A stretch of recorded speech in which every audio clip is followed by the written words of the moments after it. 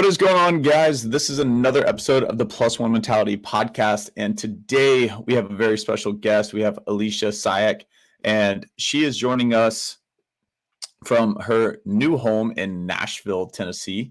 But first, before we get into talking about her, which you guys will hear an amazing story of how she has come up through the fitness industry. If you enjoy the podcast, please leave us a 5-star rating wherever you listen, whether it's on Spotify, Apple, or even if you hop over to our YouTube channel and want to watch these podcasts live, you can search Tyler Newton Plus One Mentality and watch these podcasts live. And without further ado, Alicia, how are we doing today? Hi, I'm doing awesome. What's up, you guys? My name's Alicia Ciak. Do you want me to just intro kind of myself briefly, or? Sure, yeah. If you want to take the reins, go ahead and give us the intro. Okay, awesome, cool. So, Tyler said, I actually just recently moved to Nashville, but I'm originally from basically, like, I always say Fargo, North Dakota, because I grew up like right on the border of like Minnesota to like North Dakota. And my hometown, did that scary little step, and I've absolutely loved it out here in Nashville. So, like, 10 out of 10 if anyone's is listening, has been thinking about moving there or visiting. But like Tyler was saying, I'm actually pretty like young, I would say, to be considered like an online coach, to have my own business. I'm currently 22 years old, and I always knew ever since I was 16 years old, honestly, that I wanted to have my own coaching business, that I wanted to empower women and just like really just create this whole other movement, which is exactly why my business is called Fit Alpha Females. But I always knew like I wanted to be an entrepreneur, but I had no idea what business I wanted, what I was going to do, if it was going to be like brick and mortar online. But then it wasn't until like I tore both my hamstrings on my dance team and I had like a really bad injury and I had to like completely drop out of like at the time it was high school sports. I was just in a competitive dance team, did a little bit of basketball, and I had this really bad injury, and at the time I just didn't know that it was my hamstring and just kept re-injuring it until I finally went to the doctor, and they kind of just said, hey, like, you can continue down this route of being on the varsity dance team and you hamstring off, because that's the path that you're going down, and you're going to need surgery and to go through all this, or like you need to just stop doing dance right now and you're probably like not going to be able to do any other sports. And at the time I was just like, like, fuck it, like I don't care, like I'm going to go and just fully rip it, because at 16 it's just like you don't really care about anything else other than sports, and it was like my full identity. Like my vision then at 16 was like answer on the Los Angeles Lakers team on NBA. It's going to be awesome. And that was just like not in the cards for me. And so my parents were like, no way, like you're crazy. You're done with dance. It's definitely not worth it. And I was just kind of left with nothing. Like I didn't know what else to do. At the time I was on my high school speech team, and I was doing a lot of public speaking, which I think has been like the most valuable skill that I've gotten to have today. But I felt completely lost. Like I didn't know what else to do. I was super freaking terrified being a 16-year-old girl of like, oh my God, the freshman 15 is going to come early for me. I'm going to gain all this weight. I need to like work out. And that's honestly, you guys, how I found fitness, was out of fear of like gaining weight and, just again, like going completely off track. And that's how I found it though. And I started working out at home. I started watching all these YouTube videos of all these, fitness influencers at the time. So I feel like when I was 16, it was like 2016. That's when it was kind of getting more on Instagram and kind of going on the rise. And I kind of just followed along, like I feel like everyone does when they first start. Do the Instagram workouts, we do the YouTube, workouts, and I just became obsessed with it because at the time it really helped me most with like the anxiety that I was dealing with at the time. I had a lot of like personal issues that I had to work out like in therapy and everything, and exercise was the really big outlet for me, where it took away my anxiety, it took away my depression. I felt like I could finally breathe again, and that's where I just felt like, holy shit, like this is amazing. If fitness and exercise and eating better and everything can do this for me, like I want to show and help other people who struggle with this. And I want to show, that you can make a good transformation by not going on these, bullshit diets or any sort of supplements. I never did MLMs or anything like that. And that's kind of just where my passion started. And I got like in contact with my like local gym at the time. I was like a senior in high school. I got a personal trainer there, like in person, because I had never been inside a gym, didn't know how to squat, didn't know how to bench press, didn't know how to do anything. And then, long story short, I ended up being able to do like an internship with them as a senior, which led me to becoming a personal trainer there. Then manager and being able to like manage 5 different gyms in my Fargo-Moorhead area at like 20 years old, where I was like getting a lot of the business side of things, and I was making sales, and I was doing training on top of that, and going to college as a double major of exercise science, dietetics, minoring in business. And then it's just like I kind of just got to that point where I was like, wow, this could be my life. Like I could sit in the gym, be this, work as a sales manager, which is basically what it is, make maybe 50K a year, finish up college here, be 6 figures in debt because I was going to a private school. And this could like sit well with me. I just knew like there was something inside of me that was like, you're meant to do more. Like this isn't it. And I just wasn't fulfilled. But it was so scary because I didn't come from a family who were entrepreneurs. I didn't come from a family that, had all this knowledge in business or anything like that. And so I really had to figure it out on my own of just like, okay, how do I actually do this? And that's why I chose to minor in business when I was in college at the time. I soon learned was, wow, these professors are really awesome at telling me about how I can be such a great manager, but none of you guys have started your own business. And I'm like, and I'm already a trainer. I know I don't need to have a 4-year degree to do that. Not like, saying that it's a waste of time or saying that it's not worth it for people who have done that. But to me, I'm like, I know I don't need it to do what I want to do. And for like dietitian, I was like, maybe I'll stay for that. But I really don't want to work in the hospital or work with people with diabetes or like, do anything with that. I just want to help people feel good and like lose weight and empower women. And I'm like, why am I sitting here in my dietetics class spending like over 6 figures, like, by the time I get out to do something to like wait, and I could be starting like my dream life and creating impact right. And that just did not sit well with me. I remember I was sitting in class literally when I had this full realization, and I was like, holy shit, I'm done. This is I skipped my Spanish final and I went and got my hair done instead, and I never went back. And that was the first time in my entire life that like I had student in school, always did things by the rules, this and that. And I was like, shit, like I don't want to be here any moment longer. This is a waste of time. And I took my parents out.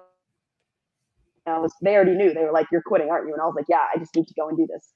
And so from that point on, I went to college for about a year before dropping out, and then worked 3 jobs, saved money for a couple months, and then hired my first mentor, and have had about 3-4 mentors since then. Started like not only start my online business, but grow and scale it to multiple 6 figures at 22 years old, to find my amazing my amazing assistant coach and like lead like VP Sarah too as well. And it's been a journey. Like it's been incredible. I've never would have imagined that I could grow this far at like such a young age. But I do think that me like taking that scary step of dropping out of college, putting everything on the line, not taking out any loans, not asking my parents for any money for mentors or anything, like literally paying for everything myself is like the kick in the ass that I needed, because I feel like a lot of people just wait.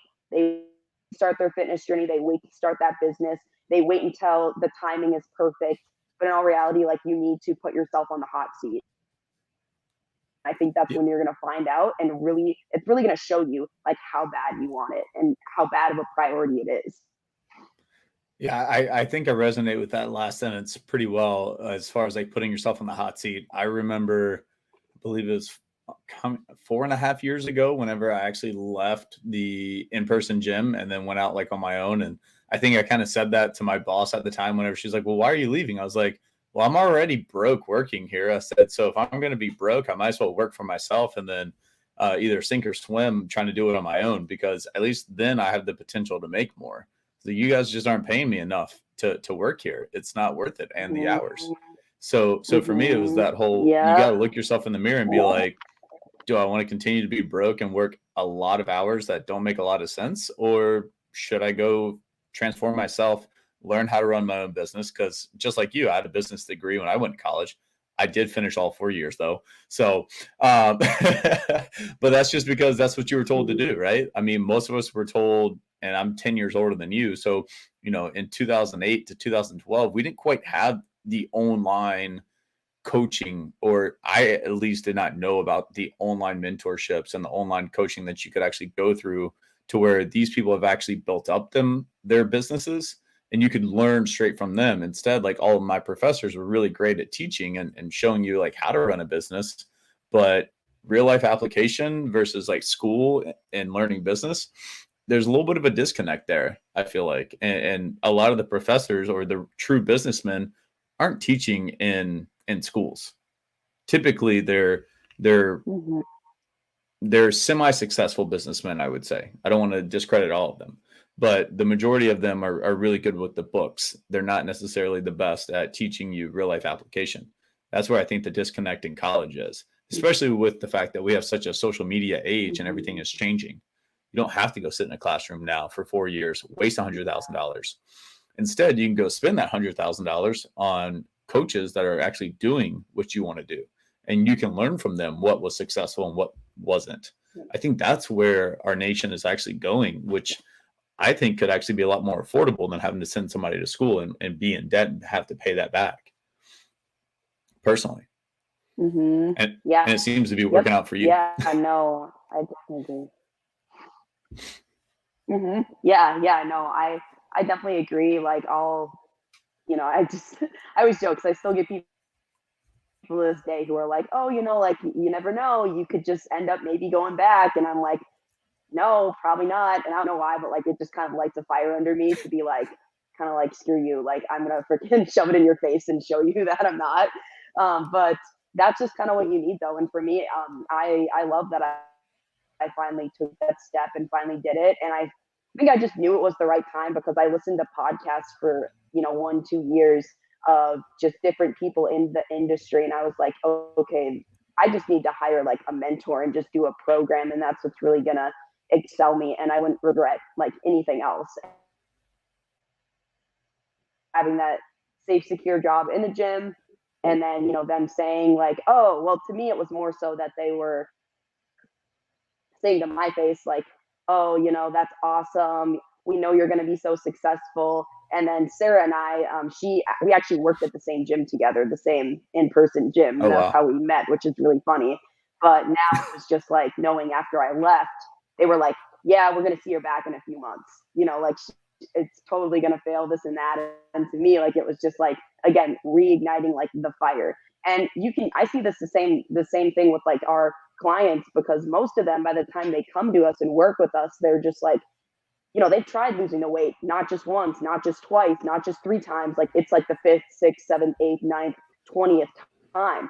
And we hear from them like, oh, like I have family members or I have a spouse or someone who's just like, oh, like you're just going to gain all the weight back again or you're just going to go back into your same old routine. Or I saw it growing up too, with my family members where they would try dieting and then other family members would be like, oh, like, you know, you've been good on your diet all week. Like, like when are you just gonna, go back to the way that you're gonna eat, or why can't you just go and have this piece of pie or drink the alcohol or this and this? And so it's very common, like no matter what, whenever you step outside your comfort zone and you start not if it's achieving your goals, if it's achieving weight loss, putting on the muscle mass, it's sad, but a lot of the times people in your family or friends, people in your circle, if they say negative things, it's coming from a place of insecurity from them. And especially when you start achieving your goals and you really start showing that, they might say those negative comments, but you have to really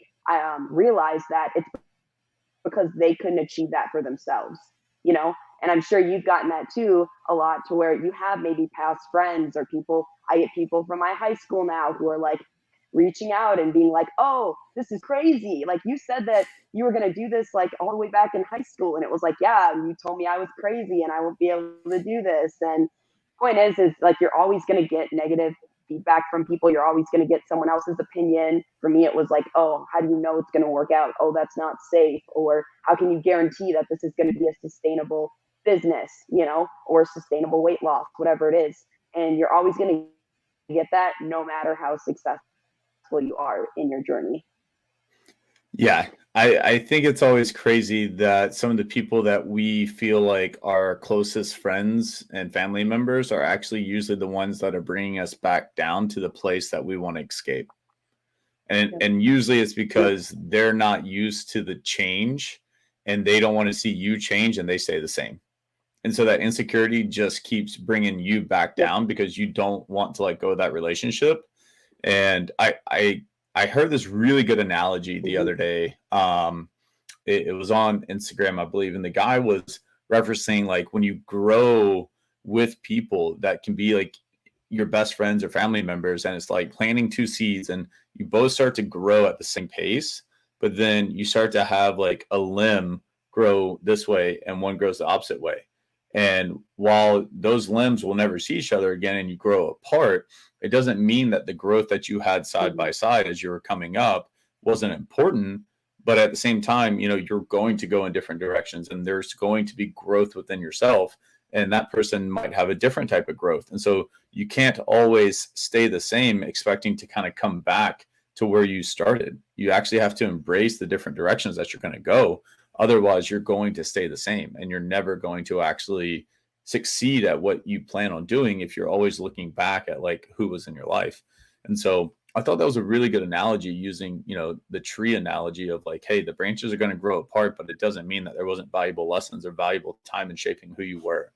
And so I think people need to really start to dig deep with the whole notion of I want to change, but I can't because of somebody else or somebody else is holding me back.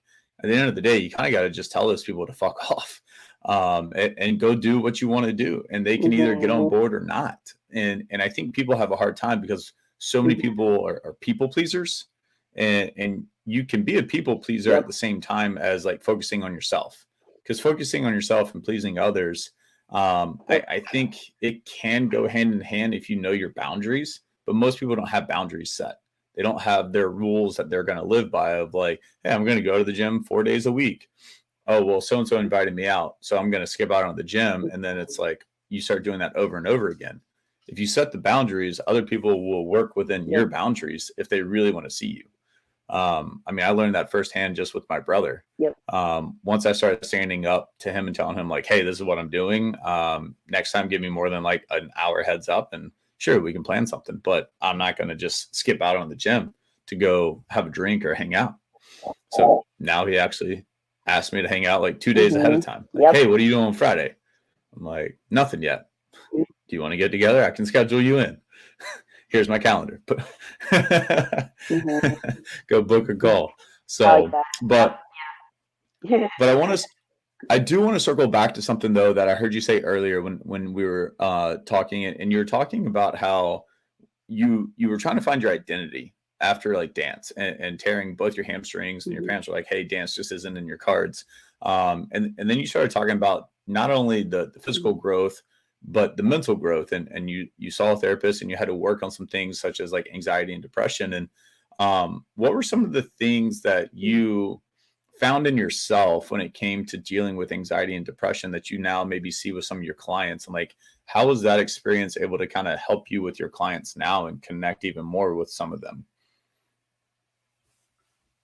Yeah, absolutely, for sure. So the first thing that was very important to me when starting my business was making sure that I had a good connection for my clients to a therapist, because I think a lot of programs don't have, well, even just talking about being a coach in a gym, I couldn't even give my clients freaking, not only mental health, but even like a nutrition plan. So that was like another reason why it was ridiculous. I'm like, I can't even change someone's life other than giving them a 30-minute workout. So when I started my online business, I was like, okay, like I can see that there's a gap to where, you know, I want to just physically help our clients. I want to help them on a whole other mental level, because when it comes to embodying being a fit alpha female, it's not just about looking fit. It's not just about having the energy with you. It's knowing and owning that mentally, because like in our mind, ever since I was little too, at that time, it was like I always had this picture of this, higher self that we all do inside of us. We're like, I want to become this higher self person, achieve all these goals. I want to be, confident. I want to feel sexy. I want to feel like very expressive and feel confident just expressing myself when I'm out. And that was the biggest gap that I even see now with clients coming in. It was like, yeah, they could lose this weight, they could do all of this, which is what I did in my journey too. But it's just like you still mentally struggled because you couldn't embody as such a big gap for women. So for me, like again, I lost the weight and I found that I love fitness, but I still had this, you know, anxiety and all this stuff like inside in a ball, to where I just felt like, I was never satisfied with myself. I was never happy or anything. And like, bring up anxiety, depression. Of course, it's going to be different for everyone and what you go through and stuff. And to me, I'm like, I want to stay in my scope, of course. So Right. have a therapist on, not on staff, but we're connected with a therapist. So if a client, has never seen one before, they go through something, and I feel like, hey, I can't help them out in a way with like journal prompts or modules that we give them in our program, then I happily recommend that they see a therapist alongside, because it's through our program if they do struggle with that. But for me, being able to go through that myself, I feel like I'm able to help clients more, because thoughts and the feelings and the insecurities and everything that they're going through, because they truthfully like never go away. People ask me all the time, like, oh my God, like, how are you so confident? How can you post, lingerie pics on Instagram and, not worry about, that people are going to comment hate, or, what other people are going to say. And I'm like, I totally worried about that in the beginning. Like I remember even just posting a bikini pic used to like really scare the hell out of me, even though I was quote unquote fit, even though I did have a quote Right. unquote flat stomach. And it just, no matter how fit you become, I think that this is a gap, because I hear this all the time with women. I want to be confident for summer. I'm going to be happy when I have a flat stomach. Well, when you get a flat stomach, you automatically, as a female, most of the time, for most females, find something else that's wrong with your body or something else that's wrong with your mindset. And then that's your main focus. You're like, yeah, my stomach may be flatter, but God, I hate my thighs. I wish that they would just be smaller. And then you get smaller thighs and you're like, well, I wish my ass was bigger. Like I need to build the dump truck now. It's not big enough. And then it's like, well, I got a big dump truck I want to cut now for summer. Shit, now my boobs are small. That's not attractive. And you're always picking yourself apart. And so that is like one of the biggest gaps that we fill with our clients. I don't care if you have 30 pounds to lose. I don't care if you have 5 pounds to lose. You need to start loving and accepting yourself with where you're at right now. Because when you reach your goal, it's not even going to matter, because our minds are always like, what's next? Like we know this as business owners. We hit 10K in revenue. Cool. What's next? I want 15K, 20K. I want more money. I want more clients. You have to focus on the now. And just, even if you're not happy with where you're at, you're fed up, you tried on a skirt today and you don't feel confident and you're like, this is literally the worst day ever. You need to start with loving yourself with where you're at. And that's the biggest part, because that's how you ideally become a fit alpha female. This is different. And this is different for everyone, for what that means. Like everyone always asks me, what's a fit alpha female? Like, what does that mean? There's no right answer. Because for me, it's like boss bitch, business owner, fitness, feeling sexy, post myself in lingerie, to the mom that's, 35 and my client, it's showing up as a good role model for her kids. It's going to her job and promotion, feeling confident sitting in a business room and, proposing an idea to your boss when you're the only female sitting there in the room. It's going after and starting your own business. It could be getting in a morning routine and just being good on your fitness routine. Like it doesn't have to be big. It doesn't have to be small. It's what version of you that you've always had inside, and how can we start working towards that? And fitness and nutrition are big pillars of that, but it's definitely not the only aspect. It's the mental aspect too as well. Yeah, I think I think a lot of our female listeners can take a lot away from what you just said there with like the fit alpha female perspective. And I think what we try to do as well, like inside of our Strong and Shredded program, is very similar. It's like if you lose 30 pounds, what's next? And I love that question. I think everybody should always be asking themselves, okay, I lost the weight that I said I wanted to lose, but what's next? Because you hit the nail on the head with the, okay, I lost the 30 pounds, but now I want the dump truck, or now, I want bigger Mhm. boobs, right? And to piggyback off that, by the way, is 2022 like the year like we start talking about people's butts as dump trucks? Like, is that just now like code for ass now? Because I keep hearing the word I dump have truck heard like that on forever. really. Okay, because I feel like Ever. it's like this new thing for me where I'm like, all right, I keep hearing dump truck like all the time, and I'm just like, is that our new thing now? Instead of the emoji, like the peach emoji, it's just now a dump truck emoji. Like, I guess that's where we're going with it. So, but I just had to ask because I'm not a female, but I keep seeing it brought up a lot as a dump truck now. So, showing my age a little bit Uh-huh. with not being up with the times. Um, but I think it's really important to wrap back around to always knowing your why. And I think that you've been able to put more of a title with the fit alpha female as to like, we're going to figure out your why in becoming a fit alpha female, and making sure that it looks differently for Mhm. everybody so Mhm. that what your goals match up with what you want. And I think that's so important because you don't have to be super skinny and like look like an Instagram model or, a Sports Illustrated model. You could simply just feel better waking up every day with more energy. And that could be a fit alpha female. That can mean you're more strong and shredded in Yep. my realm.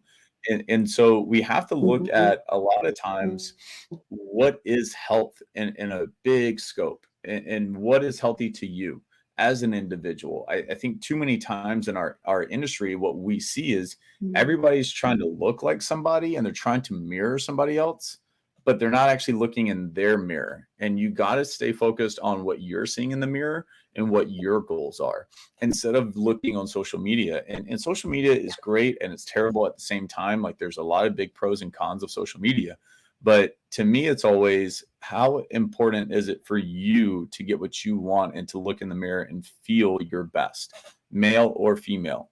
I recently was on a call with a client yesterday. We've been working together for a year and a half, and she said what her weight was, and I was like, okay. I was like, well, let's look at some of your pictures from when you were your skinniest when we worked together. And she's actually up 12 pounds, but her inches are all the same from when she weighed 170 to now 183. Arms are the same size, waist is the same size. Like, Mm. and for a while, she was looking at the scale and just being like, geez, like, I just want to get back down. And then we finally got her to get a scan done again. And she was kind of avoiding it. She went and got the scan done. And what do you know? Like, muscle tissue is up, body fat percentage is down, but yet she is a little bit Mhm. heavier. But you look at the pictures and her stomach is flatter. And I'm like, isn't that crazy? Like, you had more of a Mhm. round stomach and more bloating going on, but yet now you weigh more.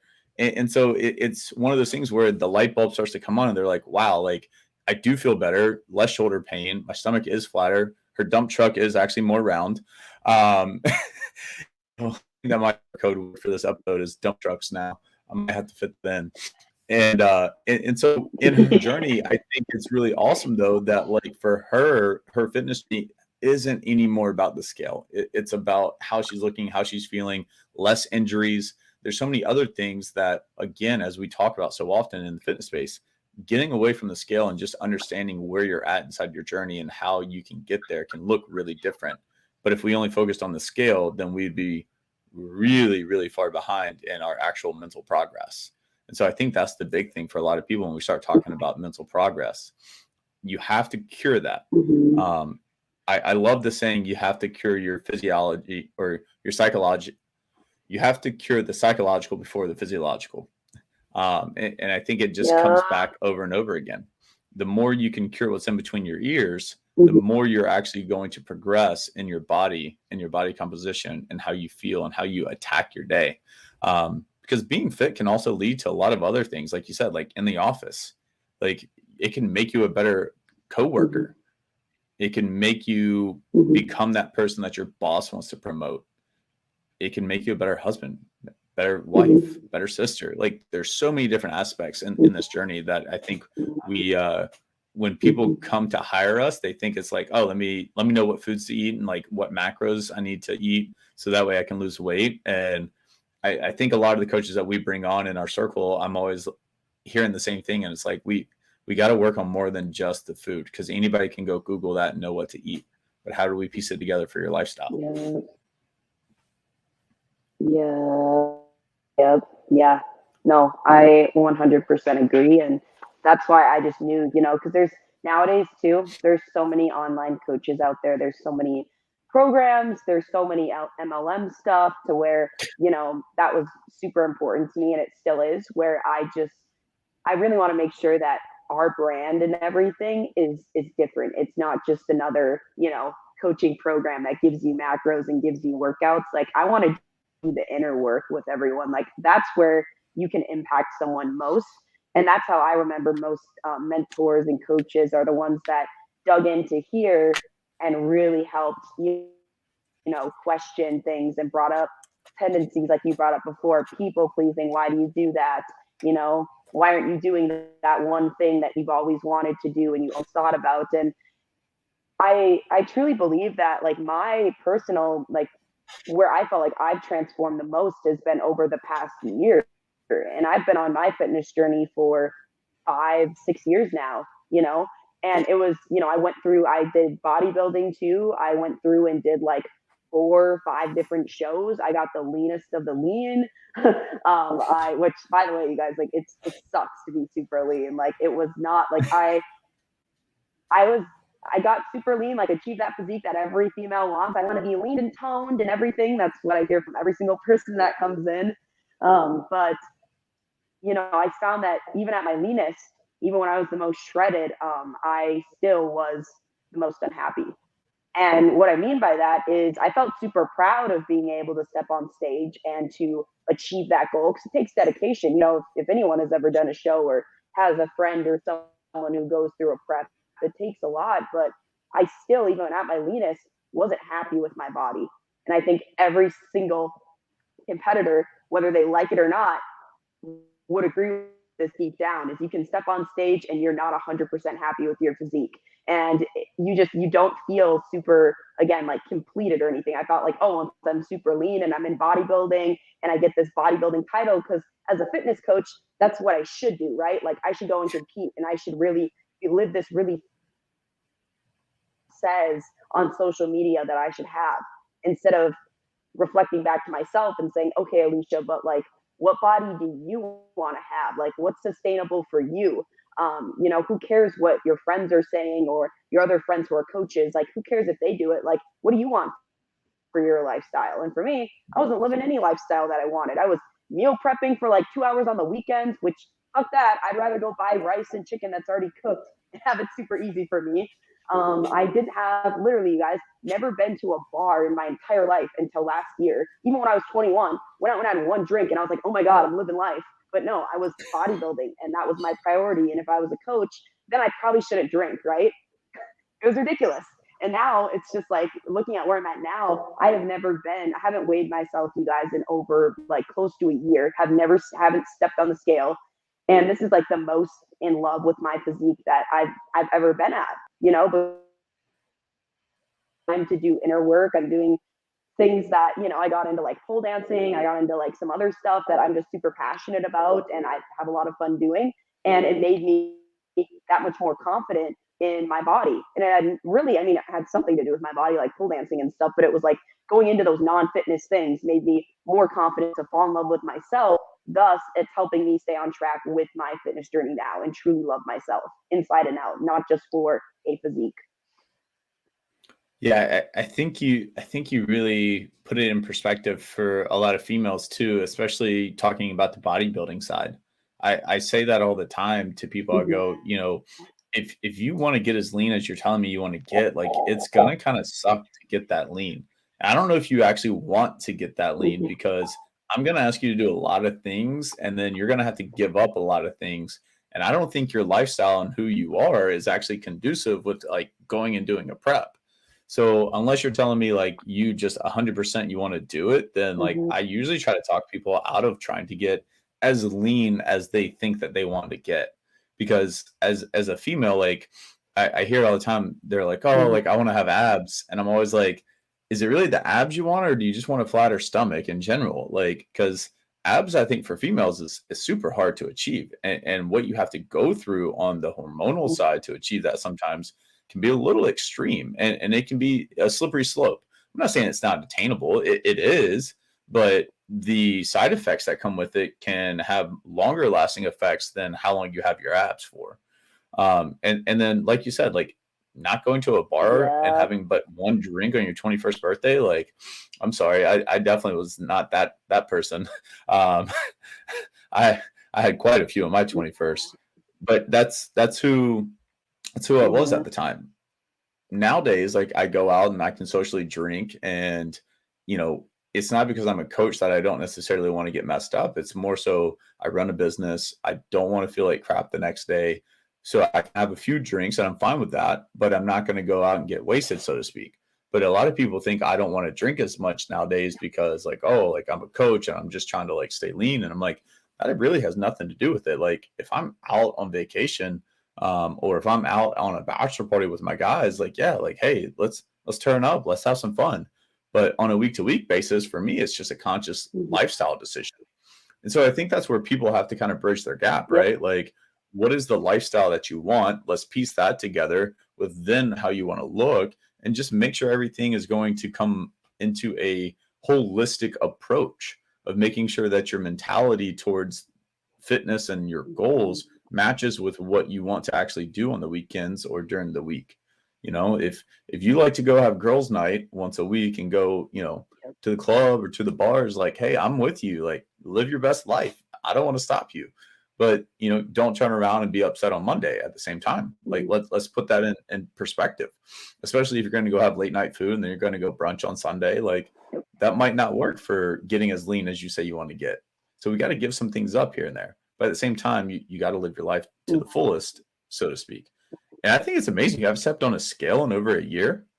Hmm. That's pretty awesome. Yeah. Yep. Yeah, and What? I'm the most happy that I've ever been. Like, and I just like, why would I go? And so I thought about it, even in my new apartment here, like I don't have a scale, and it's just like, cause why? Like, I always think about it. I'm like, why? I used to like weigh myself every single day when I was in like bodybuilding and stuff, and I just remember if I saw the scale go up even point 0.2 or point 0.8, even as a coach, you guys, like it still mentally fucks with you. And it's just like, I don't care what anyone says. If, they go on their story as a coach and they're like, yeah, it doesn't matter. It's water weight. It's this and that. It's just like, I know that. And people know that it's water weight. It's stress. It's sleep. It's all this different stuff. But at the end of the day, especially as a female, it still mentally fucks with you. And you still just don't feel great about yourself. And I know that, like, I remember the rest of the day, it would just like, I'd just be in a bad mood. And doing it in the morning, it's just like throws it off and puts you in a bad mood. And then it's just like you just ruins the day. And so then when I was supposed to do another prep like it would have been like last June. But then I was just like, you know what? Like, I don't feel happy. I don't feel like going through a cut and taking all this time that goes into it off of my business, off of family, relationships, friends, all this stuff. I was like, for the first time in 3 years or so, I literally don't want to prep. So then I didn't do it. I, you know, threw away my scale and everything too, and just haven't looked back since. And since then, you guys, I have not had a desire to do anything bodybuilding relating or go through a prep or anything. And I always say never. You never know. Maybe in the future, I get this little urge to like, oh, I just want to go and do the prep because I do love the mental discipline of it.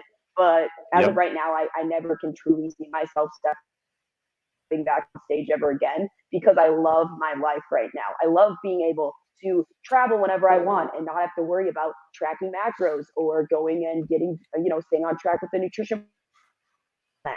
I love being able to on the weekends go out with friends or my boyfriend and go and get drinks and like drink wine and get a good steak and eat the whole steak and drink the and then wake up the next day and I still feel sexy as hell. Like that's what I want for all my clients. And since I've made this transition since then, I've been able to relate more to women and clients a lot more too.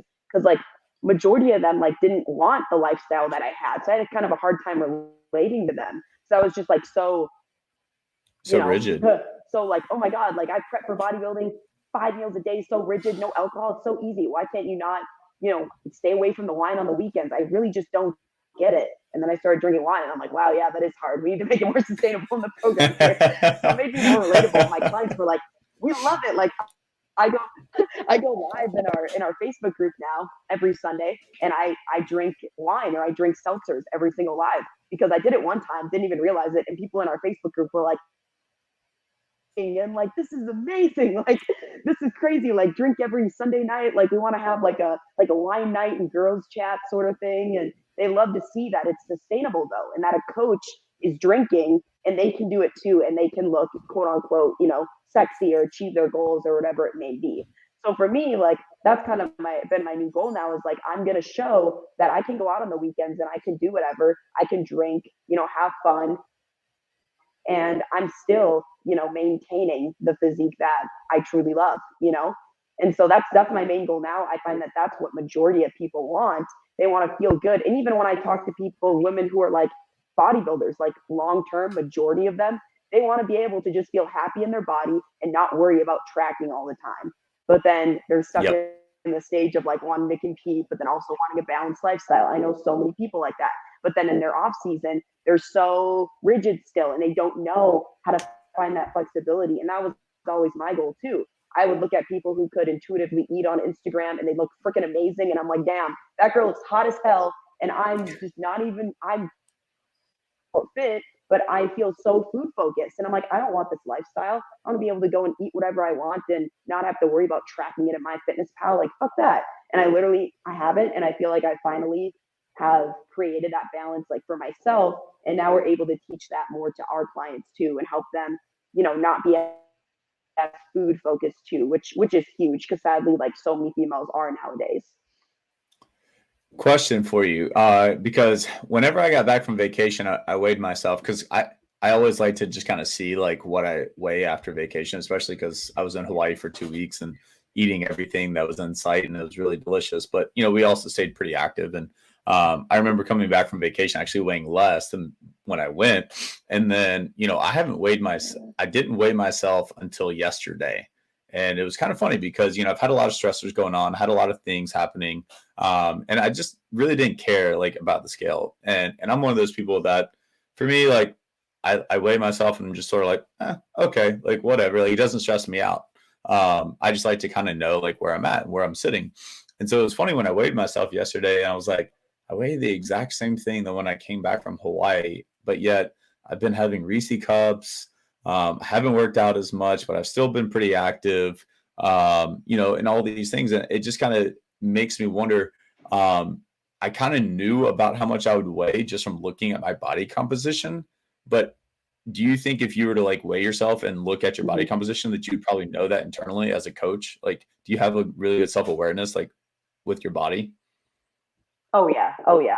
100%. Yeah. And especially if you go through grad like bodybuild, you get so that's kind of the one positive side of it that I like is you get so in tune with your body. If you're feeling like I can wake up and be like, yeah, I feel a little bit watery, like I don't feel bloated, but if I go and like drink wine the next day, I'm just like, yeah, like I feel a little bit watery this morning. Or I wake up, wow, I'm feeling super lean. And Yep. a lot of people, like if you're just a Gen Pop person, you don't really realize that. Like we get clients who are like, oh, I'm not bloated. And I'm like, well, you are bloated because I can like see your side picture and stuff. So for me, self-aware of how my body feels and also of my hunger cues. If I'm really hungry, if I'm really not. And that's where, that's what we want to teach our clients as an end goal, but then also having a background of tracking macros and doing all that for like 3 years, it's like that's where it helps you learn proportion in the mirror at myself. I'm just like, oh, like I would guess that I'm like, anywhere in between like 120, 125 pounds, you know? Yep. And for me, I just know that based off of like even my meals, I don't track, but I could estimate how much calories I'm probably eating every single day, based on meals and, food and everything. Um, so I just feel like now I'm at a lifestyle stage, and this is where I'm like, this is awesome that I've been able to get to this point, and I know what balance truly means. And I feel like that helps us create that for our clients, because so many people, I message them in our group and they're like, I'm going to go on, let's say like the keto diet, and then I'm going to lose the 20 pounds, and then I'm going to slowly add carbs back, or I'm going to go and just create a lifestyle out of it. And it's like, well, if you're going to go on an extreme diet or do something, how are you going to make that pivot? And I do think even if someone does something more sustainable and healthy, like macro tracking, they struggle with that pivot, because they know macro tracking is good, but they don't know, how do I go from macro tracking to intuitive eating and make it a lifestyle, so then I don't have to constantly track. And that's like the biggest part of our program that I wanted to make sure, because that was a struggle we saw with our clients early on, like 2 years ago. It was like getting people awesome results doing, like, whether it be like more of a suggested meal plan, macros, whatever. But then at the end, they're like, hey, I reach my don't want to track, and they would struggle, with creating that lifestyle factor. So that's like the biggest need that I see people having right now, is they hop on fads. They expect that, they can lose the weight and then somehow add in a little bit more flexibility, which means binging on the weekends and going out for brunch on Sundays, and then not wanting to get back on the train Mondays and falling off. So you need to have support in that gap, because that's what's going to help you not create the cycle of losing 20 pounds and gaining 30 back. 100%. It's so funny that you brought up like the transition from like macro tracking to intuitive eating, because just like that, I had the same conversation with a client yesterday on the phone, and she's doing 75 hard, and we've been working together for a while now. And she's like, Tyler, I actually really hate tracking. And I was like, okay, like that's fine. Like we can switch to intuitive eating. And then she was like, yeah, but I know we're on pace to do our cut in 3 weeks. And I really want to make sure, I track for the cut. And I said, at the end of the day, I was like, we can still cut and intuitively eat, because you've been tracking now for, 9 months. So you should have it down, at least awareness of how much food you should be taking in. I said, remember when we first talked 9 months ago, I said, I want you to track, but then I want you to get to a point where you're like, I can eyeball most of this and tell like how much I need to eat and how much I don't need to eat. I said, that's really the tool of macro accounting. If you ask any coach if they track or not, I go through phases whenever I go through a cut. Yes, I do track, because obviously if you're going to do a cut, you like to be a little bit more pinpoint. And that's just me. Whenever I get serious about it, like it keeps me accountable. So for me, it's an accountability aspect. But right now I weigh the same that I weighed before I went on vacation. And I'm just intuitively eating, because I also eat a lot of the same things. I know portion sizes really well, because I tracked for a long period of time. So it's very easy for me to do math in my head when it comes to foods. And so I tell a client, I said, hey, like, I can't tell you whether you need to track or not right now. I said, because that's not my decision. The way you decide you want to live your lifestyle is what I'm here to do. And I'm here to lead you whichever direction you want to go. If it's intuitive eating, then I will coach you in that direction and show you and lead you. But if you want to keep counting macros, then I'm here to support you on that as well. And I think that's where like a lot of people, we have to make sure we give our clients power. And I think a lot of clients don't understand that they have to get that power too. And I think too many coaches take the power away from the client to actually make the choice. And therefore that leads to less adherence to a program. Because if you're not making the client actually make the conscious decision of what they want to do, whether it's tracking, keto, intermittent fasting, like whatever it is, I never tell a client what they should do. I'll make a suggestion as far as like what I think works best with their lifestyle and what I think could work well for them. But then at the end, I always say, what do you want to do? And you have to make sure that as a client or just anybody that's trying to get in shape and lose weight, like you have to give your power to understand what is it that you really want to do and what can you really enjoy and adhere to. As coaches, you shouldn't hire your coach to tell you exactly what to do. You should hire that coach to help you explore what you need to do and lead you into doing it the right way, instead of just saying like, just tell me what to do and I'll do it. Like that doesn't work, because that means you have to come back to me every time you want to do it the right way. There's no autonomy in that. So you have to figure out like what the hell you want. Figure that out. And as a coach, I think that's the best moment when you can actually have your client feel empowered and make that conscious decision and finally take control of their life, because we shouldn't be controlling your life. You should. and we should be guiding you along that journey with you.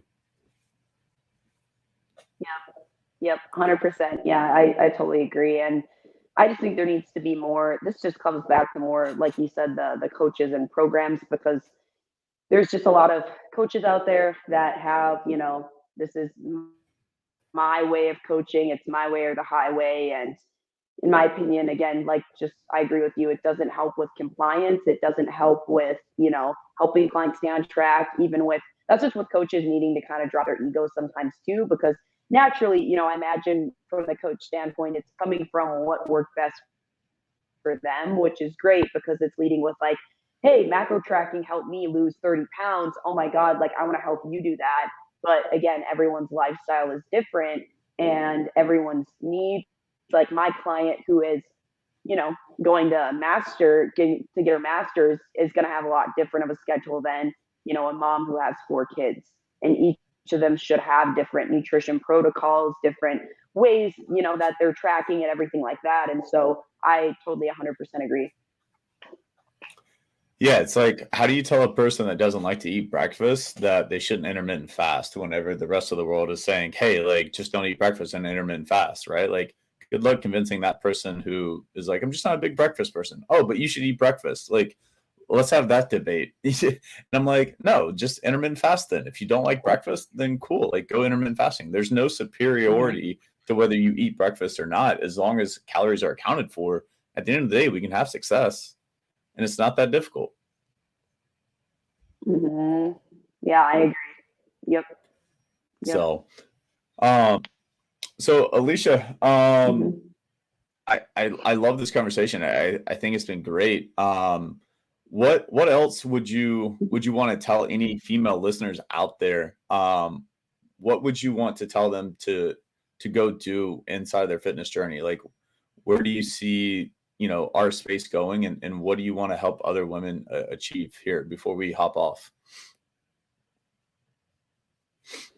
Oh, so much. I'm like, oh, what do I want to say? Biggest thing is, I feel like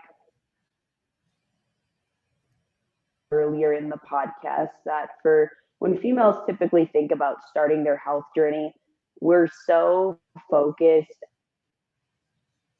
particular picture of what we want our body to look like. And I really want everyone to encourage everyone to